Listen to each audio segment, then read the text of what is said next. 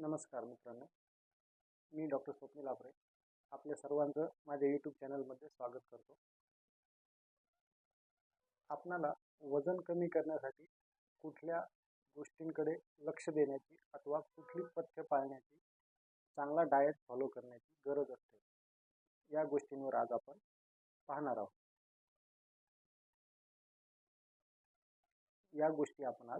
आहोत.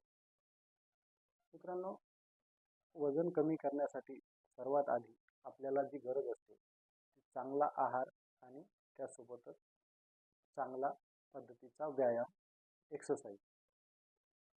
साधारणपणे माणसाला वजन कमी करण्यासाठी कमीत कमी अर्धा तास ते 45 मिनिट, म्हणजे 30 मिनिट ते 45 मिनिट चालण्याचा व्यायाम करणे हा सर्वात उत्तम व्यायाम म्हणून समजला जातो. हा व्यायाम दिवसामध्ये सकाळच्या वेळी करणे अतिउत्तम.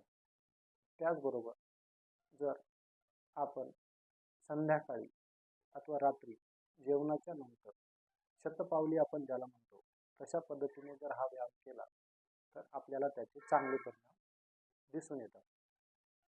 त्याचबरोबर मित्रांनो, दुसरा आणि सर्वात महत्त्वाचा जो आपल्याला घटक आहे तो आहे आहार. चांगला आहार हा सर्वांसाठीच फार महत्त्वाचा आहे. चांगल्या आहाराने आपले आरोग्य चांगले राहण्यास फार मदत होते. त्यासोबतच वजन हे संतुलित राहण्यासाठीही त्याचा फार फायदा होतो. मित्रांनो, आहारामध्ये सर्वात आधी ज्या गोष्टीचा विचार केला पाहिजे ती म्हणजे खाण्याचे तेल. आजकालच्या लाईफस्टाईलमध्ये, धकाधकीच्या जीवनामध्ये आपण जे तेल वापरतो त्या तेलामध्ये रिफाइंड ऑइल हा प्रकार खूप जास्त वाढलेला आहे.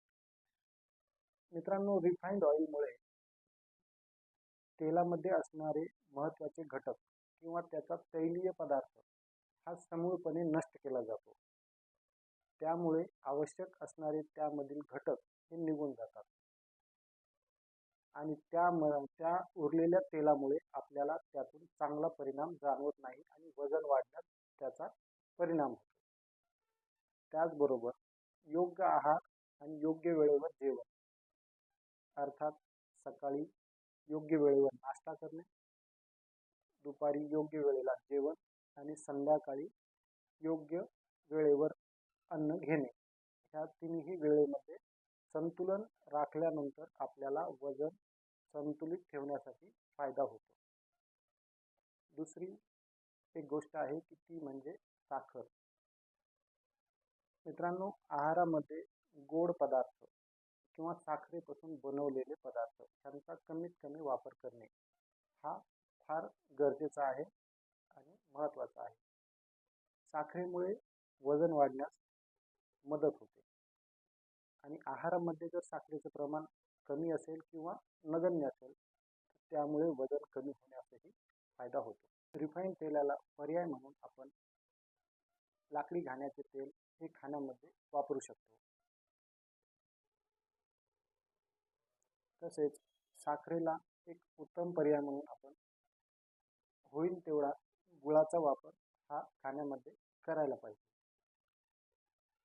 ह्यानंतर तिसरा एक महत्त्वाचा मुद्दा येतो तो आहे मैदा. मैदा हा असा पदार्थ आहे जो खाल्ल्यानंतर आपल्या आतड्यांना बऱ्याच प्रमाणात चिकटवून राहण्याचा पदार्थ आहे.